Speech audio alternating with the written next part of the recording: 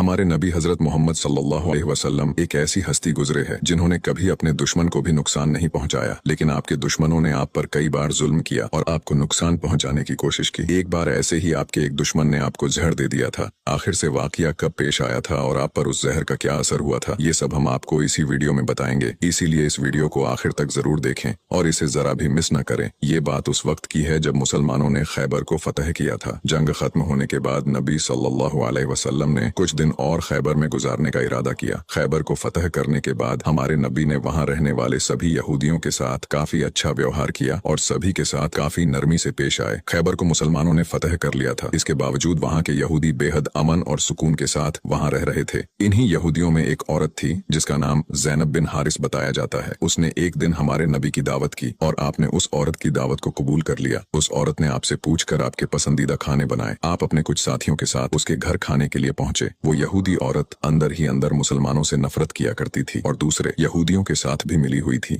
जो मुसलमानों के दुश्मन थे। उस औरत ने खाने में पेश होने वाले बकरी के गोश्त में जहर मिला दिया था। जब जहर से भरे उस गोश्त को आपके सामने पेश किया गया और आपने खाने के लिए एक निवाला उठाया और अपने मुंह में रखा तो आप समझ गए कि इसमें जहर मिला हुआ है। आपने तुरंत अपने साथियों को खाना खाने से रोक दिया और कहा कि इसमें जहर मिला हुआ है, लेकिन अफसोस कि आपके कुछ साथी उस वक्त तक कुछ गोश्त खा चुके थे जिसकी वजह से उनकी शहादत हो गई। कहा जाता है कि जहर के बारे में हमारे नबी को उस जहर की बोटी ने ही खबरदार किया था। इस वाक़े के बाद उस औरत के साथ साथ उसके सभी साथियों से पूछताछ की गई तो उन्होंने न सिर्फ अपना गुनाह कबूल किया बल्कि ये भी कहा कि हमने आपके साथ ये इसलिए किया क्योंकि हम ये देखना चाहते थे कि आप अल्लाह के सच्चे नबी हैं या नहीं। अगर आप अल्लाह के सच्चे नबी हैं तो इस जहर का आप पर असर नहीं होगा और अगर आप अल्लाह के नबी नहीं हैं तो हमें आपसे छुटकारा मिलेगा। ये बात तो सब जानते हैं कि हमारे नबी ने कभी किसी से बदला नहीं लिया, जबकि आप पर कई बार बहुत जुल्म किया गया जिसके बारे में कोई सोच भी नहीं सकता। लेकिन जब उस जहर की वजह से आपके सहाबा की शहादत हुई थी तो कानून के मुताबिक उस औरत को भी कत्ल कर दिया गया। लेकिन कुछ रिवायतों में आता है कि उस औरत ने खुदकुशी कर ली थी। वही कुछ रिवायतों में कहा जाता है कि उस औरत को माफ कर दिया गया था। इस बारे में कई मुफस्सरीन अपनी अलग अलग राय रखते हैं। एक हदीस में हजरत आयशा फरमाती है कि जब नबी सल्लल्लाहु अलैहि वसल्लम की जिंदगी के आखिरी दिन चल रहे थे और आप बीमार रहा करते थे, उस समय आप कहा करते थे कि खैबर में जो मैंने जहर से मिले हुए गोश्त का टुकड़ा खाया था उसका दर्द मैं आज भी महसूस कर सकता हूँ। ये बात कई किताबों से साबित है कि उस जहर का असर हमारे नबी के आखिरी दिनों में देखा गया था और इसी जहर के असर ने आपकी वफात में एक अहम किरदार अदा दिया था।